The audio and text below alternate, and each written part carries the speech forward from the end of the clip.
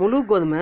நம்ம முழு கோதுமை தான் எப்போவுமே கடையில் வாங்கிட்டு வந்து நல்லா படைச்சிட்டு சுத்தப்படுத்திட்டு ரைஸ் மில்லில் வந்து அரைச்சி வச்சுக்கணும். நான் இது குறைஞ்சது வந்து 6 கிலோ இல்லை 5 கிலோ தான் வாங்குவேன். அதுக்கு மேலே வாங்க மாட்டேன். காலியாக தான் அரைப்பேன். ஏன்னா வந்து அரைச்சி வைக்கிறது வந்து ரொம்ப நாளாக வச்சுருந்தீங்க அந்த மாவு சாப்பிடும்போது நமக்கு டிஃப்ரென்ஸ் டேஸ்ட் தெரிஞ்சிடும். ஆனால் எப்போயுமே வந்து நம்ம அரைக்கும் போது 5 கிலோ 6 கிலோக்கு மேலே வந்து அரைக்காமல் வீட்டுக்கு தேவையை நமக்கு எவ்வளோ தெரியும், நம்ம வீட்டில் எத்தனை பேர் இருக்குமோ அதுக்கு தகுந்த மாதிரி வாங்கி அரைச்சிக்கணும். ஆனால் சீக்கிரம் காலி பண்ணிடணும். இதையும் வந்து 10 கிலோ 5 கிலோ அரைச்சி வைக்கக்கூடாது.